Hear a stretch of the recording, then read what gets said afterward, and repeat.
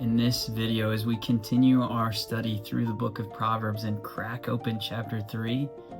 We start with one of the most beloved passages in all of Scripture.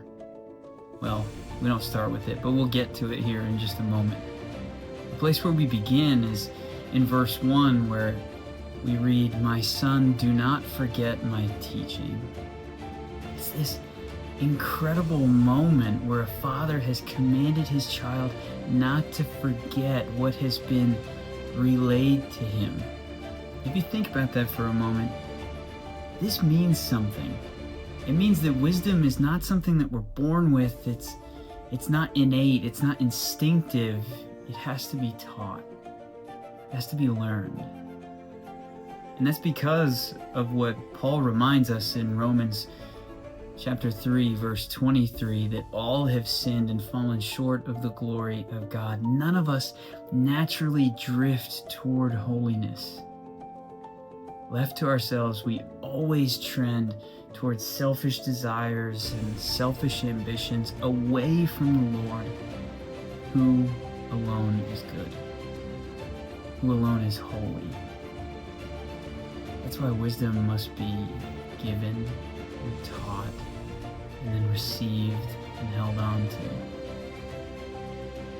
But look at the promise attached to it. For those who are wise, they will prolong your life many years and bring you peace and prosperity. It's not only those who are wise, but love and faithfulness. These fruits of wisdom will prolong our lives many years and bring us peace and prosperity. And this is no prosperity gospel. This isn't about getting rich in a worldly way of viewing it. This is about flourishing that comes when we live under the protection of the Almighty.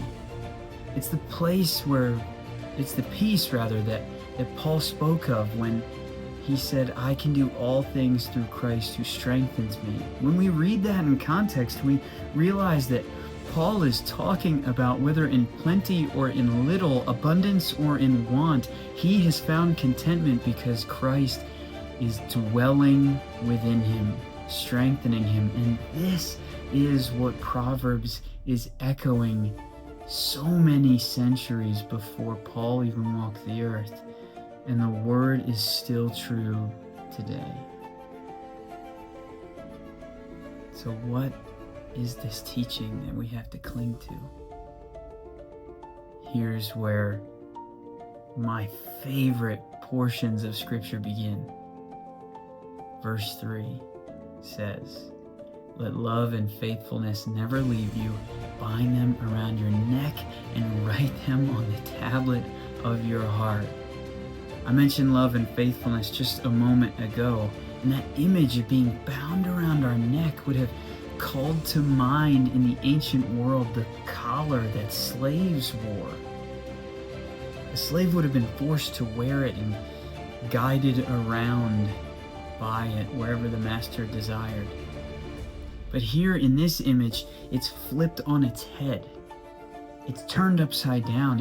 It's not about compulsion, it's about election. We have elected, we have chosen to put love and faithfulness around our necks, to bind it to us, to make it part of who we are. We chose to let those virtues, these actions, these marks of a disciple define us.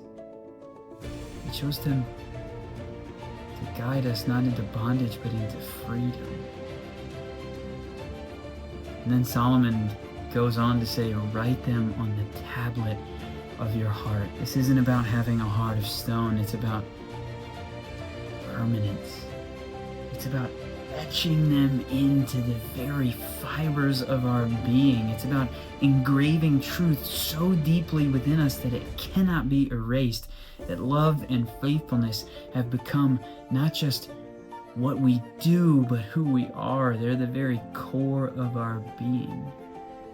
I love these verses. And the result, verse 4 tells us, "Then you will win favor and a good name in the sight of God and man." Notice the order there. God first, then man. It echoes Galatians 1 verse 10. It says, "Am I now seeking the approval of man or of God?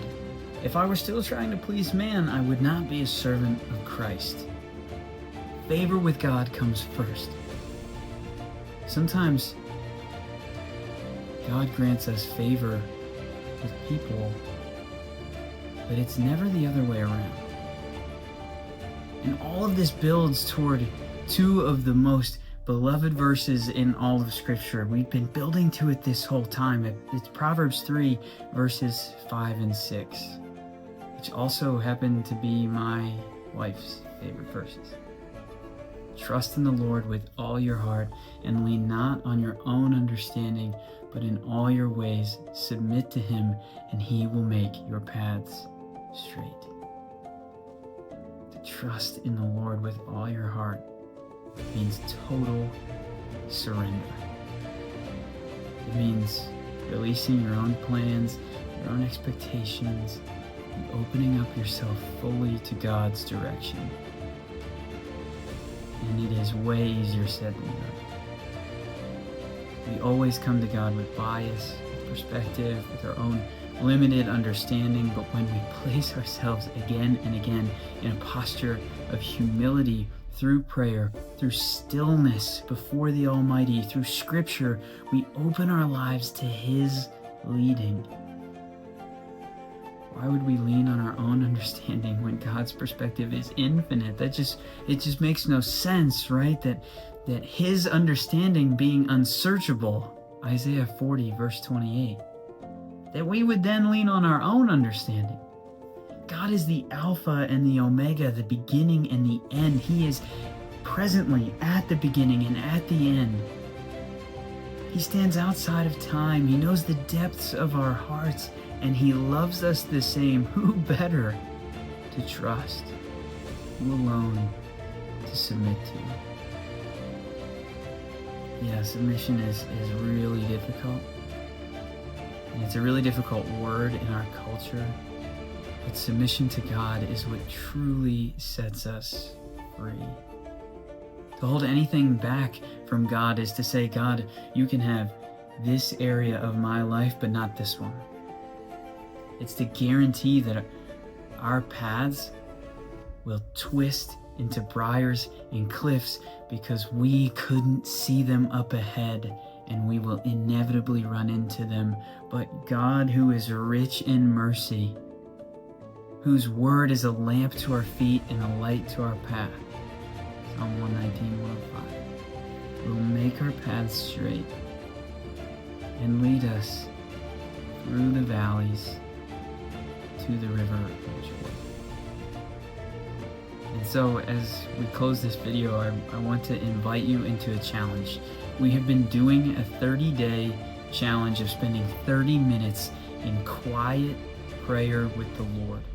Going to God, doing less talking and far more listening, and just trusting that He will speak. It's not multitasking prayer, it's not rushed moments on the road, but stillness, sitting with God, listening for His voice. And look, this isn't about perfection, this isn't about legalism. I've already missed days, my 30 minutes have been cut short. This is about faithfulness, returning to the practice, returning to the presence of the Lord, placing ourselves at the foot of the cross, before the King of Kings and the Lord of Lords, the Prince of Peace, and letting His Spirit meet us there. And so if you haven't started on this journey yet, I welcome you to begin it today. Even if you've fallen behind, begin again. Come before the Lord Almighty in honesty and truth, because He is waiting for you. And so, until next time, peace be with you.